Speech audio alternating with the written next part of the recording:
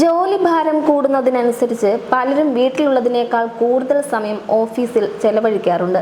ജോലി സമ്മർദ്ദത്തിന്റെ ഭാരം പങ്കിട്ടും ഭക്ഷണവേളകളിൽ മനസ്സ് തുറന്ന് സംസാരിച്ചുമൊക്കെ സഹപ്രവർത്തകരുമായി ഒരു റാപ്പോ രൂപപ്പെടുകയും ചിലപ്പോഴൊക്കെ അത് പ്രണയത്തിൽ കലാശിക്കുകയും ചെയ്യാറുണ്ട്. ഇപ്പോഴിതാ ഓഫീസ് പ്രണയങ്ങളിൽ ഇന്ത്യ 2ാം സ്ഥാനത്താണെന്ന വാർത്തയാണ് ഇപ്പോൾ പുറത്തു വരുന്നത്.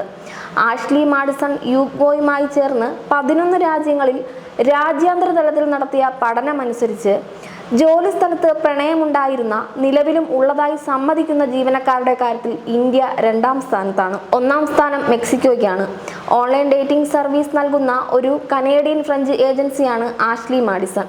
വിവാഹിതരായ ആളുകളെ ലക്ഷ്യം വെക്കുന്ന ഈ ഡേറ്റിംഗ് ആപ്പാണ് ഏറ്റവും കൂടുതൽ ഓഫീസ് റൊമാൻസ് ഉള്ള രാജ്യങ്ങളുടെ പട്ടികയിൽ 2ാം സ്ഥാനം ഇന്ത്യ കരസ്ഥമാക്കിയ കാര്യം പങ്കുവച്ചിരിക്കുന്നത്. വിവിധ രാജ്യങ്ങളിൽ നിന്ന് പ്രതികരിച്ചവരിൽ 43% ആളുകൾ ഓഫീസ് ബന്ധങ്ങൾ അംഗീകരിക്കുമ്പോൾ ഇന്ത്യയിൽ 40% പേർ മാത്രമാണ് ഓഫീസ് പ്രണയങ്ങൾ അംഗീകരിക്കുന്നത്.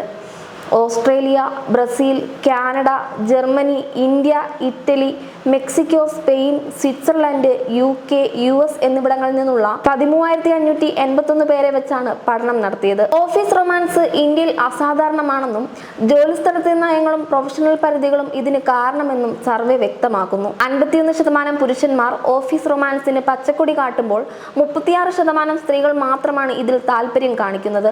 ഓഫീസ് റൊമാൻസ് തൊഴിലിടത്തിലുണ്ടാക്കുന്ന പരിണിത ഫലങ്ങളെക്കുറിച്ച് 29% സ്ത്രീകൾ ആകുലപ്പെടുമ്പോൾ 27% പുരുഷന്മാർക്ക് മാത്രമാണ് ഇതിനെക്കുറിച്ച് ആശങ്ക.